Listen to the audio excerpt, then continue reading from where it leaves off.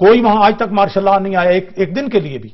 मैं ये अर्ज करूंगा कि अब जब डॉक्टर साहब ये फरमाते हैं कि कंप्रोमाइज, आइन और जमहूरियत पर कंप्रोमाइज नहीं हो सकता, आइन और जमहूरियत पर कंप्रोमाइज करने का मतलब यह है कि आप एक बार फिर इस मुल्क की जड़ें खोदने के लिए जा रहे हैं। असूल कानून की बात नहीं की, मैं असूल कानून में एक भी होता है। मैं ये कहूंगा, ये कंप्रोमाइज आपने कहा है ना, कर ले सुप्रीम कोर्ट, आपने कहा दरमियानी रास्ता, कोई दरमियानी रास्ता नहीं निकलता। असूल कानून में ये चीज भी होती है कि ऐसे फैसले जिन पर अमल दरामद ना हो रहा हो या बज़ाहिर मुश्किल हो, जिससे अनारकी पैदा हो रही हो, उसके लिए भी यहां कोई मुल्क तबाह नहीं हो सकता। आइन के मुताबिक अगर एक वजीर आजम को सजा मिलती है, और वजीर आजमों को और इस तरह के लोगों को सजाएं मिली हैं, यहां अगर सदर मुमलिकत भी जाता है तो चेयरमैन सेनेट सदर मुमलिकत बन जाएगा। वजीर आजम अगर जाता है, सीनियर मिनिस्टर टेक ओवर कर सकता है, और पार्लियामेंट दूसरा लीडर मुंतखब कर सकती है। पार्लियामेंट मौजूद है, और पार्लियामेंट में अगर कोई गड़बड़ असम्बलियां तोड़नी पड़ती हैं तो इलेक्शनों के जरिए दोबारा पार्लियामेंट बन जाती है।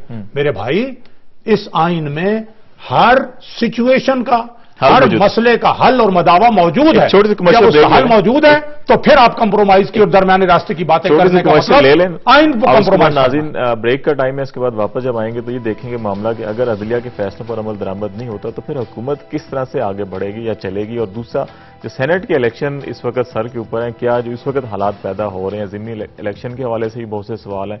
इंतखाबी फहरिस्तें मुकम्मल नहीं है, और आईनी तरमीम अब देखें कब तक मुकम्मल हो जाती है, और फिर साथ साथ अगर प्राइम मिनिस्टर भी बदलने का मौका आ जाता है तो क्या सेनेट के इलेक्शन को जो खतरात हैं बदस्तूर वो लाहक रहेंगे या ये स्मूथली हो जाएंगे। बात करेंगे ब्रेक के बाद, हमारे साथ रहेंगे।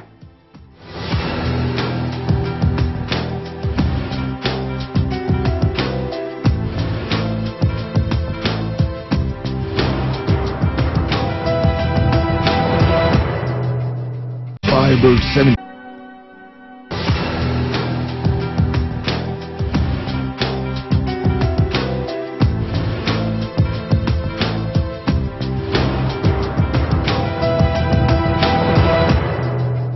बैक नाज़रीन, प्रोग्राम में बातचीत कर रहे हैं हम सुप्रीम कोर्ट के फैसलों पर अगर अमल नहीं होगा तो फिर हुकूमत कैसे चलेगी या मुल्क का निज़ाम कैसे चलेगा, और क्या सेनेट के इंतखाबात को भी कुछ खतरात लाक हैं ये नहीं है। हमारे साथ सिद्दीकुल फारूक साहब हैं और डॉक्टर मोहम्मद अमजद साहब हैं। सिद्दीकुल फारूक साहब, आपको नजर आता है कि ये जो मामला चल रहा है अभी, और अगर इसी डगर पे दलाइल एतजाज साहब के चलते रहे, फर्द जुर्म आयद हुई, ना वो 248 पर बहस करना चाहेंगे, ना वो प्राइम मिनिस्टर का फैसला उस पर भी कायम है कि ठीक है, तो आपको लगता है कि फिर ये मामलात सुलझेंगे या मजीद उलझेंगे, और उसके ऊपर फिर मजमूई सियासत के ऊपर मैं आपसे अर्ज करूंगा कि पहली दफा, इससे पहले भी शायद को एतजाज अहसन साहब गलत केस की वकालत कर रहे हैं, और खुद उनके दलाइल में इतने बड़े तजाद सामने आ रहे हैं कि लगता है ये एतजाज अहसन नहीं, ये एतजाज अहसन का ऐसे ही कोई जूनियर वकील छोटा सा, लेकिन कहते हैं एतजाज के हाथ हो गया, उसको केस दिया था कि हम खत भी लिख देंगे 248 पे भी बहस कर लो। हाथ हो गया तो बताएं, लेकिन जब केस शुरू हो गया तो फिर कहा कि ना खत लिखेंगे ना 248। तो लगता है कि वजीर आजम के साथ हाथ हो रहा है। सूरत हाल ये है कि खुद एतजाज अहसन टेम्पर लूज कर रहे हैं, खुद एतजाज अहसन ऐसी ऐसी दलीलें दे रहे हैं जो कमजोर और बूढ़ी दलीलें हैं कि एतजाज अहसन लगता है कहीं गायब हो गया, ये तो कोई और ही बंदा खड़ा है सामने। तो जब गलत केस की पैरवी करके कोशिश करो कि इंसाफ लिया जाए, फिर इंसाफ, और इंसाफ अपनी मर्जी का ऐसे नहीं मिलता। सुप्रीम कोर्ट के सामने बात कर रहे हैं, जब वकील अच्छी बात नहीं करेगा तो एक्सपोज हो रहा है। आप कैसे कह रहे हैं वजीर आजम से हाथ हो गया? इनसे पूछ लें, फिर आते हैं इसके असरात के ऊपर। मुझे तो लगता है एतजाज से हाथ हुआ है, वजीर आजम तो ज़हनी तौर पर तैयार थे, पार्टी का फैसला जो आता है ना, एतजाज की ये प्रॉब्लम है कि जब उसने केस लिया होगा या लिया था तो उसके पास अपनी लॉजिक्स और अपने पॉइंट्स है कि मैं इसको इस तरीके से लेके जाऊंगा, लेकिन यहां मामला उलट है कि वो जिस तरीके से ले जाना चाहता है वो अपनी मर्जी कर नहीं सकता, क्योंकि जो सुप्रीम कोर्ट कहती है वो हुकूमत मानने के लिए तैयार नहीं। तो जब हुकूमत उन चीजों को मानने के लिए तैयार नहीं, उन्होंने जब पहले दिन वजीर आजम साहब पेश हुए थे तो उस वक्त सदर के इस्तिस्ना की बात हुई थी, वजीर आजम ने खुद की थी ना, एतजाज अहसन साहब ने उसको गोल कर दिया। क्यों गोल किया? कि वो मजबूर हो गए कि चूंकि हुकूमत को ये आना नहीं चाह रही थी, क्योंकि इन्होंने समझाया कि अगर इस्तिस्ना लेंगे तो फिर और ज्यादा मुश्किल में पड़ जाएंगे। आप ये किस फिर सदर का मामला भी आ जाएगा ना, फिर सदर का मामला आ जाएगा। सदर को बचाने के लिए उसने इस्तिस्ना का चक्कर बीच में से निकाल दिया और वो डाल दिया अपने उस पे बशीर कानून के ऊपर, ठीक है। तो उसके बाद अब ये हुआ है कि वो جو وہ چاہتا تھا اس نے ایک پبلکلی بیان میں اور ایک ٹی وی انٹرویو میں بھی کہا تھا کہ خط لکھنے میں کیا حرج ہے، ٹھیک ہے، لیکن اب اس کو یہ کہہ دیا گیا کہ ہم نے خط نہیں لکھنا، اب اس کے بغیر جو تم کچھ کر سکتے کر لو، تو نیچرلی پھر جو لمیٹڈ اس کے پاس رائٹ وہ تو وہی بات کرے گا. درست کر دوں. یہ تو ایک منٹ اعتزاز حسن کی بات ہے. دوسری لگی جو میں نے کہا تھا وزیر اعظم، تو اب بات یہ ہے کہ یہ صدر اور اعتزاز حسن یہ ان دو کے معاملات ہیں کہ صدر کو ہر لحاظ سے بچانا ہے اور اعتزاز حسن نے اس کو پلیڈ کرنا ہے. تو صدر کی مرضی کے بغیر اعتزاز کچھ کہہ نہیں سکتا، اور جب نہیں کہے گا تو وزیر اعظم کے خلاف ہر بات خود بخود کیس بن جائے گا. جب صدر کو بچائے گا تو وزیر اعظم کو اس میں پھنساتا چلا جائے گا، اور نیچرلی فائنلی قربانی کس کی ہوگی؟ وزیر اعظم کی. بات یہ ہے جی کہ اعتزاز حسن صاحب 2 سال سے یہ کہہ رہے ہیں کہ یہ خط لکھنا پڑے گا، ٹھیک ہے. اب اچانک جب انہوں نے کیس لیا تو انہوں نے کہا کہ خط نہیں لکھیں گے. جب کیس لیا تو کیس عدالت میں پیش ہونے سے پہلے انہوں نے اپنا یو ٹرن لے لیا، اور میں بے شمار وکلاء کو اور پبلکلی بھی کہا کہ استثناء حاصل میں عرض کروں. یہاں میرے پاس لاہور سے ایک پورے وکلاء کا وفد بھی آیا، اس دن بھی ڈسکس کرتے رہے ہم کہ اعتزاز حسن نے اپنی جو قدر و قیمت تھی وہ کھو دی، اس حوالے سے غلط موقف اختیار. دوسری بات استثناء کی، اب وہ گئے ہیں اس دفعہ، وہ کہتے ہیں کہ وزیر اعظم کو بھی استثناء حاصل ہے. تو استثناء کا معاملہ تو اب وہ پلیڈ بھی کر رہے ہیں، اس میں صدر بھی آٹومیٹکلی آ جائے گا، کیونکہ عدالت نے کہا کہ اگر کسی کو استثناء حاصل ہے تو آؤ ہم سے مانگو، پتہ چلے کہ استثناء اس کا ہے یا نہیں ہے. تو سول کیسز میں تو ویسے ہی استثناء نہیں ہوتا. میں یہ بھی عرض کروں گا کہ یہ چونکہ صدر مملکت صاحب جو ہیں انہوں نے ایک سوئس کیسز میں ایک کرپشن کی ہوئی ہے. جب یہ امریکہ میں تھے تو انہوں نے اپنی بیماری کا سرٹیفکیٹ دے کے وہاں سے جان چھڑائی، ایک وقت سزا بھی ہوئی. تو وہ مشکل یہ ہے کہ چونکہ کرپشن کی ہوئی ہے، اگر قانون پر جاتے ہیں تب بھی پھنستے ہیں، نہیں جاتے تب بھی پھنستے ہیں. تو دونوں طرف سے اس سارے کیس میں پیسے کے اثرات ہیں. اب ایک طریقے سے ہو سکتا ہے کہ وہ ایک موقع ان کے پاس پھر ہے کہ وہ تاریخ میں یہ کہیں کہ ہاں میں نے یہ جرم کیا ہے اور میں اپنے آپ کو قانون کے حوالے کروں گا.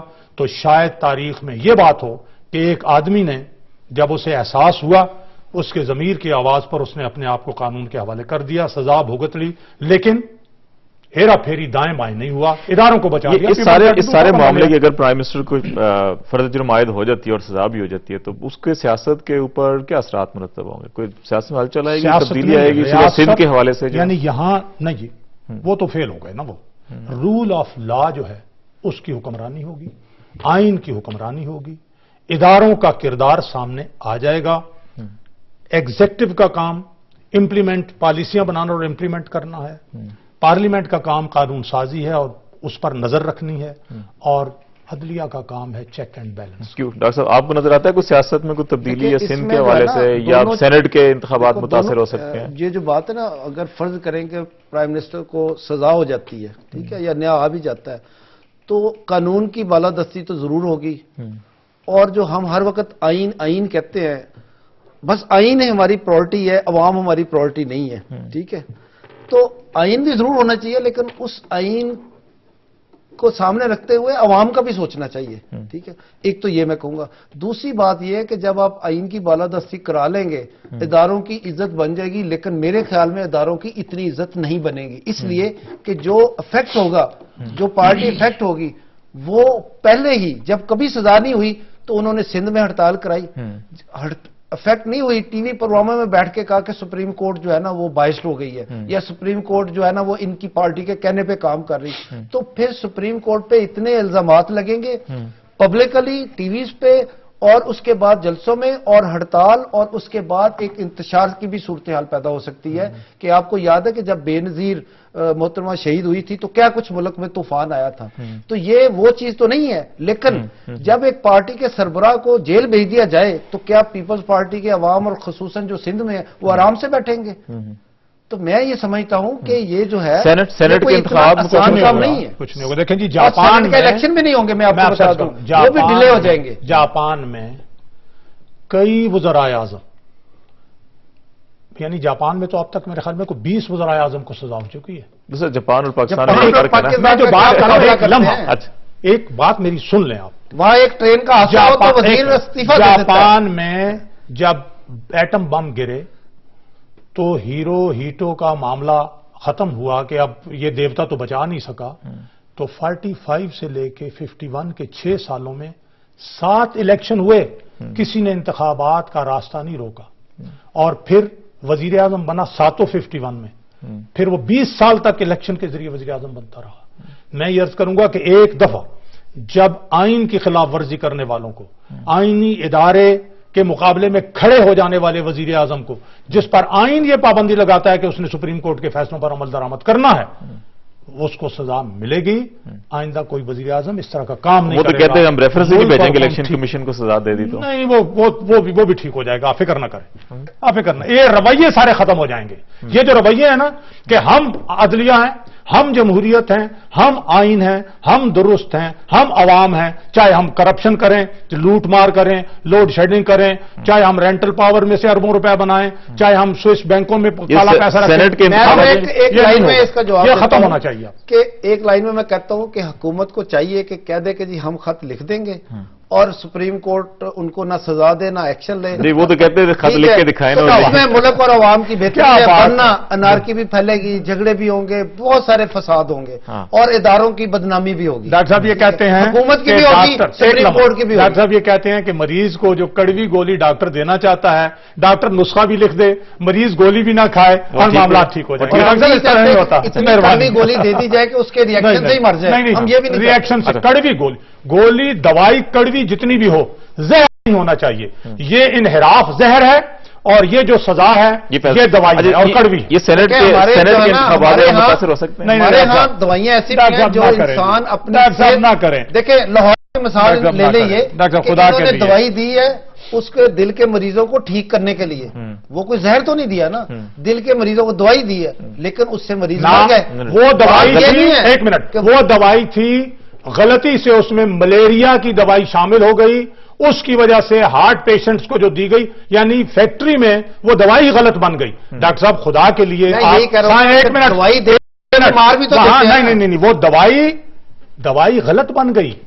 वो दवाई दुरुस्त जो दवाई है वो दी जाए तो मरीज नहीं मरता, वहां तो उस दवाई के अंदर जहर मिला हुआ था। अच्छा आखिर में ये सेनेट के इलेक्शन टाइम पर हो जाएंगे, मुतासर होंगे? मैं समझता हूं मुतासर नहीं होंगे, टाइम पे हो जाएंगे ना, हो जाएंगे। चलिए अल्लाह करे ऐसा ही। बहुत शुक्रिया सदीकुल फारूक साहब आपका, और बहुत शुक्रिया डॉक्टर अमजद साहब आपका। नाज़रीन बातचीत कर रहे थे हम 20वीं आईनी तरमीम के हवाले से, जो इस पर इत्तफाक राय हो गया। अभी इतलात ही है कि अभी अगले 1-2 दिनों में और मजीद काम होना है। हुकूमत ने अपने इत्तेहादियों को इत्मीनान में लेना है। यकीनन अपोजिशन लीडर जो हैं वो भी अपने साथ जो अपोजिशन जमातें हैं उनको भी मजीद इत्मीनान में लेंगे, और इसके ऊपर बहुत जल्द खसूसी इजलास बुलाया जाएगा वफाकी काबीना का, जिसके अंदर फिर ये 20वीं आईनी तरमीम का मसवदा पेश करके इत्तफाक राय हासिल करने के बाद फिर इसको असम्बली में पेश किया जाएगा। और साथ साथ अहम मामला जो है सुप्रीम कोर्ट में, यकीनन अदालतों के फैसले बड़े मुकद्दस होते हैं और मुकद्दम होते हैं, तमाम के लिए बाइंडिंग फोर्स की अहमियत रखते हैं और तमाम को उस पर अमल करना भी चाहिए। हुकूमत को भी ऐसा ही करना पड़ेगा, और अगर ऐसा ना हो तो यकीनन वो ना सिर्फ मुल्क के लिए बल्कि हुकूमत के लिए, पीएस पार्टी के लिए, बल्कि वो तमाम सियासी जमातों के लिए, पार्लियामेंट के लिए, पूरी कौम के लिए बदकिस्मती होगी। और एक तारीख में ऐसा ये लिखा जाएगा कि जो आने वाले वक्तों में यकीनन पाकिस्तान के अवाम के लिए मुश्किल होगा। लेकिन अगर अदालती फैसलों पर अमल हुए, यकीनन इससे वकार कौम का भी, मुल्क का भी और सियासी जमातों का भी बढ़ेगा, और इससे तौकीर बढ़ेगी। इन्हीं अल्फाज के साथ आज के प्रोग्राम से अपने मेज़बान खालिद जमील को इजाज़त दीजिए। अल्लाह हाफ़िज़।